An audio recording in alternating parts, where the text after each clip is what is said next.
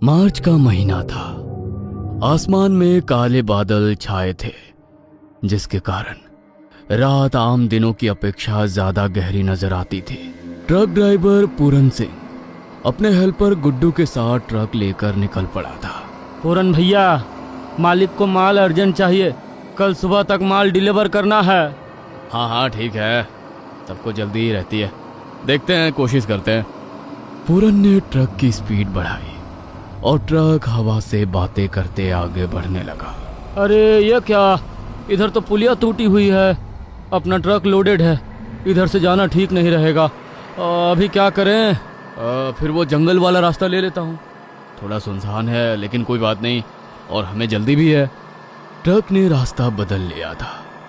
पूरन अब जंगल की बीच से होकर गुजर रहा था। ये रास्ता काफी सुनसान नजर आ रहा था। दूर दूर तक कोई गाड़ी नजर नहीं आ रही थी। अचानक उनकी नजर बगल में खड़े एक जर्जर ट्रक पर पड़ी। भैया, यहाँ जंगल में ट्रक खड़ा है, लगता है एक्सीडेंट का केस है। बड़ा भयानक एक्सीडेंट हुआ है लगता है, ट्रक के परखच्चे उड़ गए हैं। लेकिन ये ट्रक की लाइट जल रही है। मैं उतर कर देखूं क्या, कोई अंदर है तो नहीं, पता नहीं कोई इधर से गुजरा हो या नहीं। तो इतनी रात को जंगल में उतरना ठीक नहीं है, तो चल, आगे कोई चौकी होगी तो खबर कर देंगे, पुलिस अपने आप देख लेगी।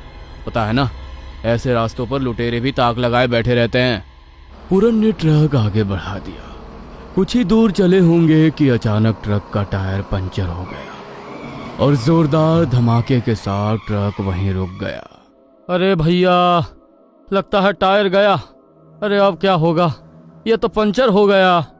अरे बदल लेते हैं टायर, और क्या, चल नीचे आ, इसमें इतना क्या हल्ला करना। दोनों नीचे उतरते हैं और टायर बदलने लगते हैं। भैया, आपने ये आवाज सुनी? ऐसा लग रहा है कोई गुनगुना रहा है। इतने घने जंगल में आधी रात को कौन गुनगुनाएगा? वैसे तो इतना सन्नाटा था, कोई आदमी क्या, परिंदा भी पर मारता नजर नहीं आया पिछले आधे घंटे से। जाने देना, अपने काम पर ध्यान लगा, कोई होगा। पूरन के समझाने के बाद भी बार बार गुड्डू का ध्यान उसी आवाज की ओर जा रहा था। अचानक उसे एहसास हुआ, ट्रक के पिछले टायर के पास कोई काला साया खड़ा हुआ है। भैया, पीछे देखो, कुछ तो है उधर। मुझे बहुत डर लग रहा है। अरे मैंने बोला ना, काम पर ध्यान लगा, जल्दी खत्म करके निकलते हैं यहाँ से, ज्यादा इधर उधर मत देख। कुछ ही देर में टायर बदल गया। जैसे ही वो दोनों उठकर खड़े हुए, उन्हें एहसास हुआ कोई उनके बेहद नजदीक से हवा की तरह गुजर गया हो। भैया, अब यहाँ कुछ था, मेरे बिल्कुल पास से निकला है। चल बैठ, निकलते हैं यहाँ से। पूरन ने गुड्डू को बैठाया और फिर से ट्रक भगा दिया। भैया, मैं झूठ नहीं बोल रहा था, सच में था वहाँ कुछ।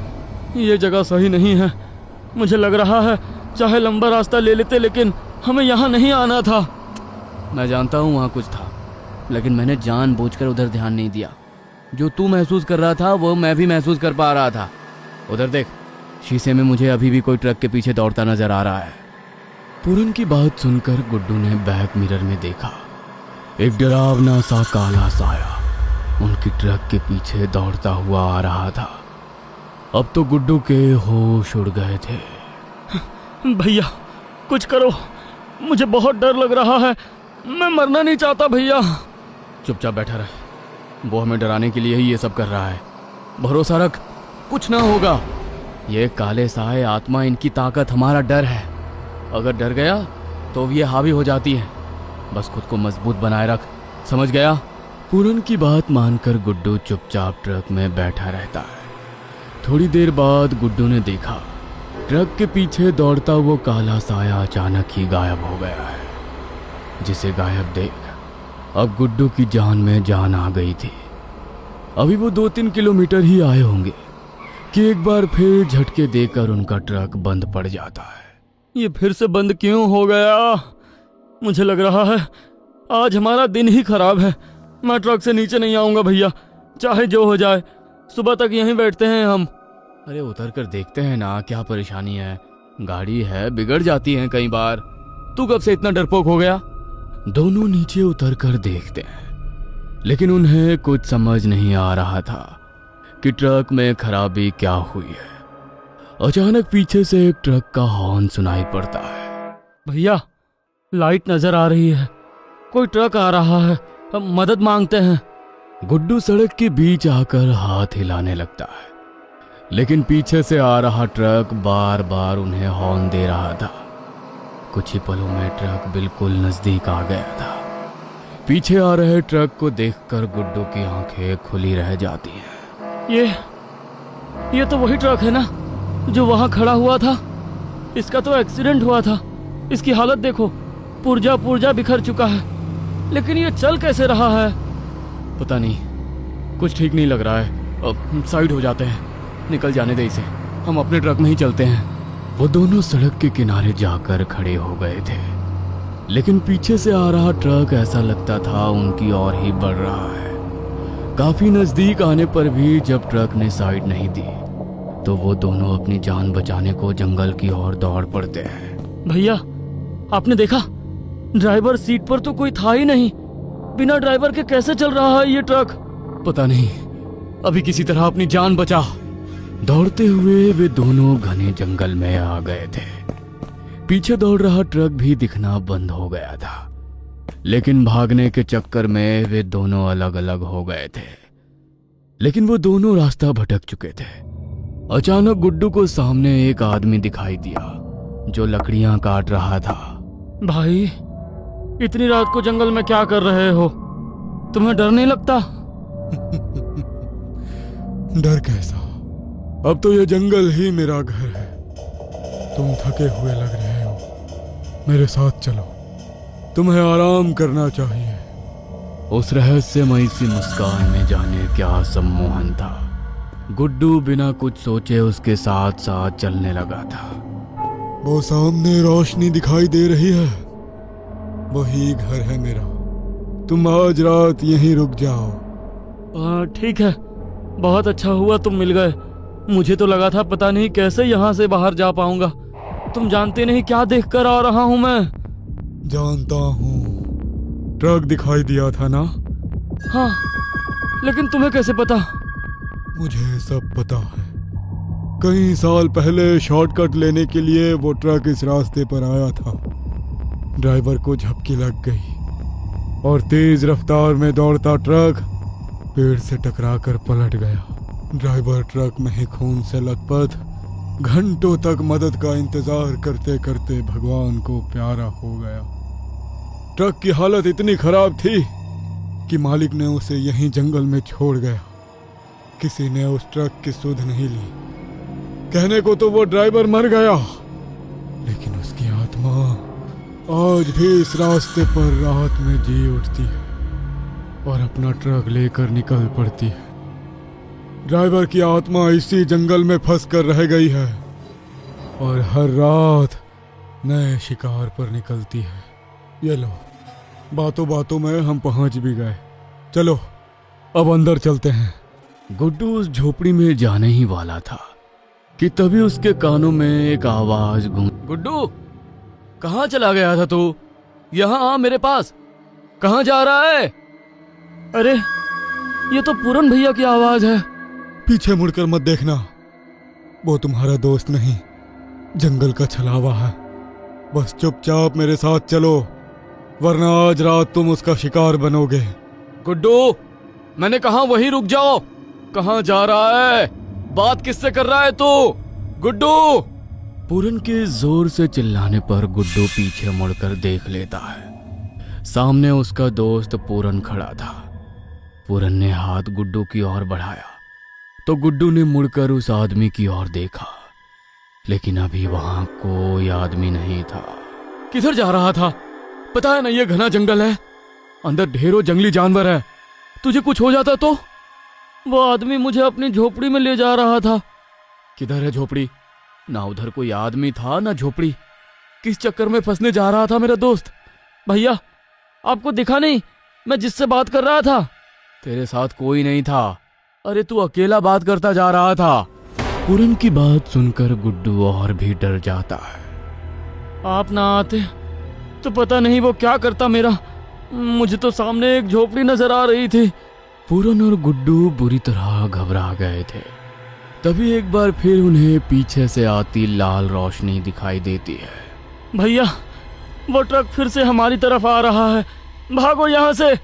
दोनों तेज रफ्तार में दौड़ते हैं और भागते हुए वापस अपने ट्रक के पास आ जाते हैं। हे वाहिगुरु, मदद करो।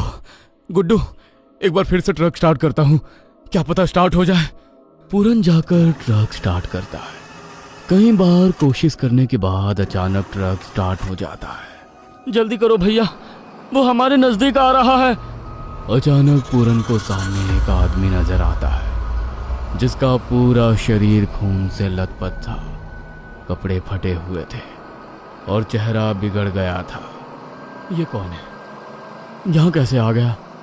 पीछे वो ट्रक है, आगे ये आदमी खड़ा है। क्या करूं? कुछ समझ में नहीं आ रहा। ये शायद वही है जो उस ट्रक एक्सीडेंट में मर गया था, मुझे उस जंगल वाले आदमी ने बताया था। पूरन के हाथ स्टीयरिंग पर कांप रहे थे।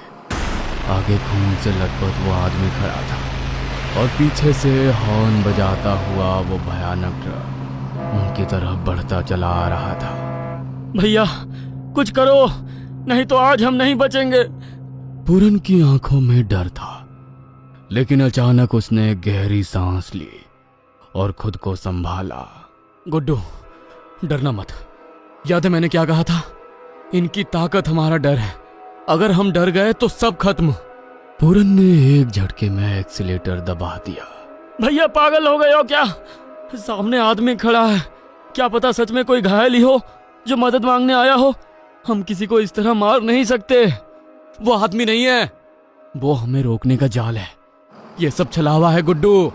और अगले ही पल ट्रक सीधा उस खून से लथपथ आदमी के आर पार निकल गया। गुड्डू की चीख निकल गई, लेकिन जैसे ही उन्होंने पीछे मुड़कर देखा, वहां कुछ भी नहीं था। ना कोई आदमी, ना खून। पीछे वाला ट्रक और भी करीब आ चुका था। उसकी लाल लाइट्स पूरे जंगल को खून जैसा रंग दे रही थी। अचानक पीछे आ रहे ट्रक ने पूरन के ट्रक को टक्कर मारी और जोरदार झटके से पूरन और गुड्डू का सर सामने शीशे में जा लगा। शीशे पर खून ही खून फैल गया। झटके के कारण शीशे के कुछ टुकड़े टूटकर उनके चेहरे पर आ धंसे थे, जिससे दोनों दर्द से कराह रहे थे। लगता है हमारा समय आ गया है भैया। अब हम नहीं बचेंगे। वो पीछे वाला ट्रक फिर से हॉर्न दे रहा है। अचानक पूरन को सड़क के किनारे एक छोटा सा मंदिर दिखा, जिसमें टिमटिमाता हुआ दिया जल रहा था। गुड्डू, पकड़ के बैठ। मैं यूं हार मानने वालों में से नहीं हूं, अभी भी एक उम्मीद बाकी है। पूरन ने पूरी ताकत से ट्रक मंदिर की तरफ मोड़ दिया। ऊबड़ खाबड़ रास्ते को पार करके कच्चे रास्ते से होकर किसी तरह ट्रक मंदिर के पास पहुंच गया। अचानक एक तेज रोशनी चमकी और पीछे से आ रहा वो भूतिया ट्रक जोरदार धमाके के साथ गायब हो गया। सब कुछ एकदम शांत। अब सिर्फ उनकी सांसों की आवाज सुनाई दे रही थी। पीछे वाले ट्रक का हॉर्न शांत हो चुका था। भैया, वो चला गया। भगवान ने हमें बचा लिया। हाँ। पूरन ने धीरे से पीछे देखा। सड़क खाली थी, कोई ट्रक नहीं, कोई साया नहीं, बस चारों ओर सन्नाटा पसरा हुआ था। दोनों बुरी तरह घायल थे। किसी तरह हिम्मत करके ट्रक से नीचे उतरे और सुबह होने तक मंदिर के पास ही रुक गए। दर्द से बेहाल वो दोनों मंदिर के फर्श पर ही बेसूद लुढ़क गए। अगली सुबह जब उनकी आंख खुली, अपने ट्रक की हालत देख उनके होश उड़ गए। भैया, ट्रक के पहिए बुरी तरह डैमेज है। ट्रक की हालत देखकर मुझे यकीन नहीं होता कि टक्कर के बाद कैसे हम इस मंदिर तक पहुंचे। ये ट्रक नहीं, आपके विश्वास की वजह से आज हम जिंदा हैं। आपने हार नहीं मानी। मैंने तो बहुत पहले ही डर से अपनी मौत को स्वीकार कर लिया था। बस आप ही थे जिसे यकीन था कि हम निकल जाएंगे। तभी एक बुजुर्ग वहां आ पहुंचे, जो दिया जलाने वहां आए थे। क्या हुआ बेटा, तुम लोग ठीक हो ना? ये सब कैसे हुआ? गुड्डू ने अपनी सारी आप बीती उन बाबा को कह सुनाई। जो उस रात एक्सीडेंट में मरा वो मेरा बेटा था। फिर मुझे पता चला कि आधी रात के बाद कई लोगों को उसकी रूह दिखाई देती है। मैंने हवन पूजा कराई लेकिन कोई लाभ नहीं हुआ। फिर मैंने अपने बेटे की आत्मा की शांति के लिए यहाँ जंगल में यह छोटा सा मंदिर बनाया और उसकी आत्मा को शांति मिले इसलिए मैं सुबह शाम यहाँ आकर दीपक जलाता हूँ। आज तुम्हारी कहानी सुनकर यकीन हो गया कि शायद मेरी प्रार्थना में कुछ तो शक्ति जरूर है जिसने तुम दोनों को जीवन दान दे दिया। भगवान की कृपा रही कि गुड्डू और पूरन बच निकले। लेकिन कहते हैं दूधवा के जंगलों में आज भी आधी रात के बाद लाल रोशनी वाला एक ट्रक जंगलों में शिकार को निकलता है और अगर कोई उसकी हेडलाइट में आ जाए तो वो कभी वापस नहीं लौटता।